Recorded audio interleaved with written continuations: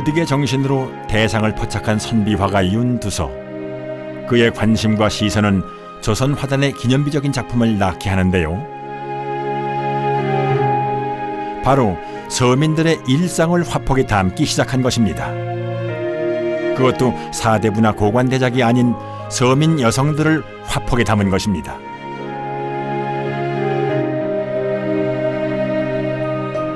그 당시는 속된 삶이고 허들에 남을 캐는 여인들을 그린다는 생각을 한다는 자체가 굉장히 혁명적이죠. 그죠? 그래서 그런데 눈을 돌렸고 거기에 그것을 이제 자기 캔버스에 담았다는 것은 그만큼 그들 삶에 대한 애정이 바탕이 돼 있었다 이렇게 생각을 해봅니다. 그렇게 보면 윤두서의 풍속화는 이제 우리가 조선시대 사회의 이제 새로운 변화, 그러니까 조선을 사랑하는 것, 조선의 민중을 사랑하는 것과 함께 이제 조선도 이제 근대 사회를 열 수 있다.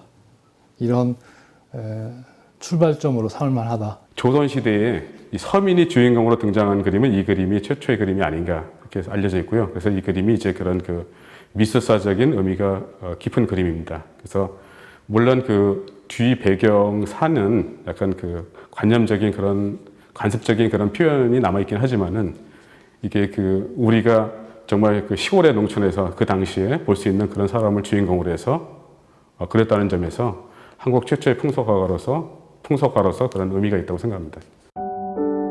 선비화가 윤두서가 맨 처음 그린 조선의 서민 여성들, 이것이 조선 풍속화의 시작이었습니다.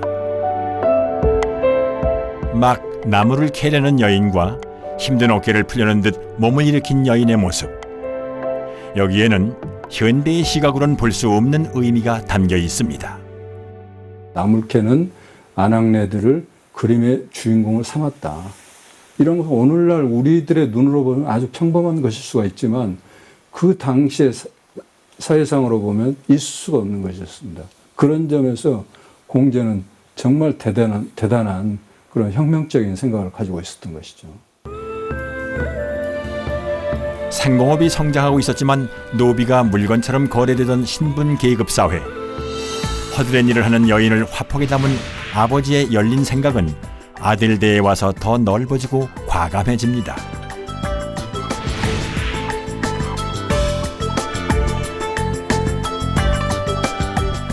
윤두서의 손자 윤용도 돋보이는 작품을 남긴 선비화가였는데요.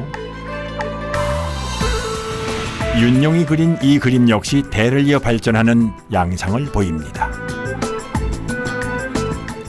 낮은 곳으로 향하던 윤두서의 정신을 그대로 이어받은 것이죠. 그들의 삶을 깊이 들여다보는 그 휴머니즘 정신 뭐 이런 것들이 공제 윤두서의 기록과 작품에서 확인이 되고요.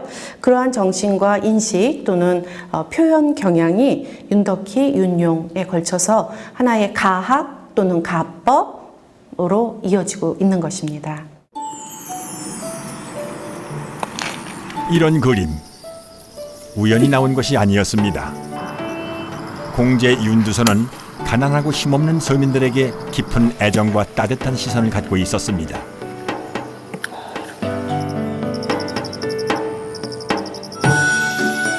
혈육과 친한 벗들의 무고한 죽음을 겪으면서 부정한 정치 권력으로부터 멀어지면서 오히려 내 이웃과 평범한 사람들에 대한 관심과 애착을 품게 됐던 것이죠.